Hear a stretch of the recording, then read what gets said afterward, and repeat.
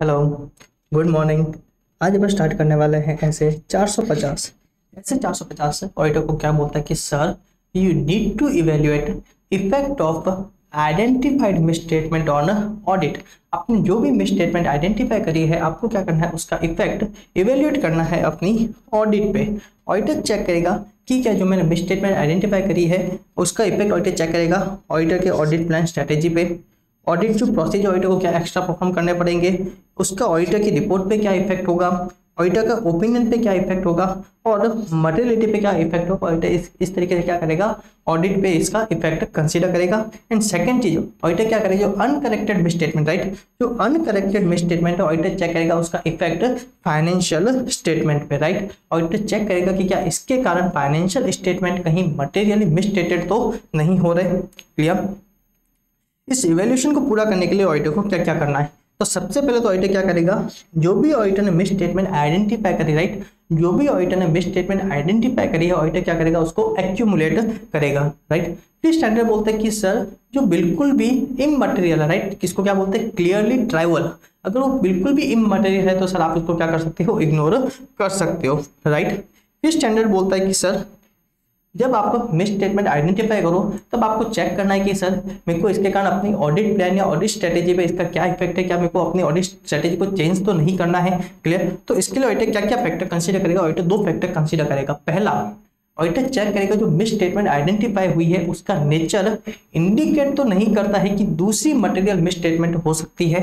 And second चीज, जो auditor ने मिस स्टेटमेंट आइडेंटिफाई करी है ऑडिटर को ऐसा लगता है कि मेरे को उसके कारण अपनी मटेरियलिटी रिवाइज तो करने की जरूरत नहीं है। अगर ऑडिटर को इनमें से कोई भी रीजन लगता है तो ऑडिटर चेक करेगा कि क्या मेरे को अपनी ऑडिट प्लान या ऑडिट स्ट्रेटेजी चेंज करनी है, राइट। फिर स्टैंडर्ड बोलते हैं कि सर जब आप मिस स्टेटमेंट आइडेंटिफाई करो तब आप क्या करोगे, मैनेजमेंट को कम्युनिकेट करोगे। मैनेजमेंट को क्या करोगे, कम्युनिकेट करोगे। उनको बोलोगे कि सर आप क्या करिए, इसको करेक्ट करिए। क्या बोलोगे, आप उनको करेक्ट करने के लिए रिक्वेस्ट करोगे। अगर मैनेजमेंट करेक्ट करता है तो ऑडिटर क्या करेगा, ऑडिट प्रोसीजर अप्लाई करेगा और चेक करेगा कि क्या एक्चुअली मिस स्टेटमेंट को करेक्ट किया है या नहीं किया है, राइट। फिर स्टैंडर्ड बोलता है कि अगर मैनेजमेंट ने करेक्ट नहीं किया है, राइट, अगर मैनेजमेंट करेक्ट नहीं करता है तो ऑडिटर क्या करेगा, उनसे रीजन लेगा कि सर आपने इसको करेक्ट क्यों नहीं किया। ऑडिटर क्या करेगा, उसकी अंडरस्टैंडिंग लेगा। क्लियर। और ऑडिटर क्या करेगा, अंडरस्टैंडिंग लेने के बाद ऑडिटर चेक करेगा फाइनेंशियल स्टेटमेंट पे इसका क्या इफेक्ट है। ऑडिटर चेक करेगा कि क्या फाइनेंशियल स्टेटमेंट इसके कारण मटेरियली मिसस्टेटेड तो नहीं है। ऑडिटर चेक करेगा कि financial statement free from material misstatement है या नहीं। क्लियर। फिर ऑडिटर क्या करेगा, इवेल्युएट करेगा इफेक्ट ऑफ अनकरेक्टेड मिसस्टेटमेंट। जो मैनेजमेंट ने मिसस्टेटमेंट को करेक्ट नहीं किया है ऑडिटर क्या करेगा, उसका इफेक्ट इवेल्युएट करेगा। फिर स्टैंडर्ड बोलते हैं कि सर आप उसका इफेक्ट इवेल्युएट करें, राइट, आप उसका इफेक्ट इवेल्युएट करें उससे पहले आप क्या करोगे, आप चेक करोगे जो मटेरियलिटी लेवल आपने सेट किया था, राइट, जो मटेरियलिटी लेवल आपने सेट किया था क्या वो अभी भी अप्रोप्रिएट है या क्या उसको रिवाइज करने की जरूरत है। क्लियर। ऑडिटर चेक करेगा कि मटेरियलिटी अभी भी एडिक्वेट है या नहीं है या उसको रिवाइज करने की जरूरत है। अब ऑडिटर जब चेक करेगा कि पर्टिकुलर जो अनकरेक्टेड मिस स्टेटमेंट है वो मटेरियल है या नहीं है, उसके लिए ऑडिटर क्या क्या फैक्टर कंसीडर करेगा। तो पहला तो देखेगा auditor size of misstatement. Clear. दूसरा ऑडिटर देखेगा nature of misstatement. Third देखेगा auditor circumstances of the occurrence, किस सर्कमस्टेंस में वो मिस स्टेटमेंट ऑकर हुई थी। एंड लास्ट वन ऑडिटर देखेगा प्रायर पीरियड, अगर कोई प्रायर पीरियड के जो अनकरेक्टेड मिस स्टेटमेंट ऑडिटर क्या करेगा, उनको भी कंसीडर करेगा। क्लियर।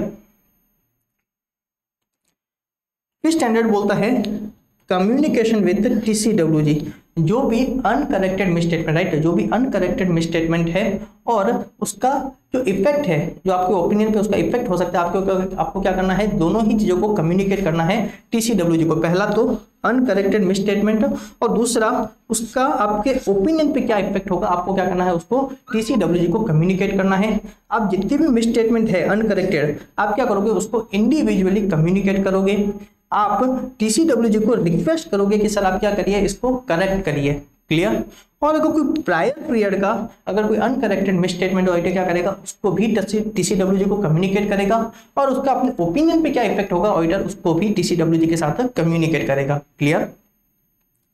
लास्ट वन स्टैंडर्ड क्या बोलता है कि सर आप TCWG मैनेजमेंट से रिटर्न रिप्रेजेंटेशन लोगे। क्या लोगे, आप रिटर्न रिप्रेजेंटेशन लोगे कि सर ऐसे कोई मिस स्टेटमेंट है जो आपको लगता है कि बिल्कुल इमटेरियलाइट क्लियरली ट्राइवल है, तो आप क्या करिए, आप वो सारे आइटम हमको डिस्क्लोज करिए। क्लियर, आप ऐसे सारे आइटम की क्या करोगे, आप समरी रिक्वेस्ट करोगे। क्लियर, चलिए ऐसे 450 होता है पूरा, बहुत ही छोटा छोटा सा स्टैंडर्ड था। अब इसके बाद अपन शुरू करेंगे सीरीज ऐसे 500। Thank you.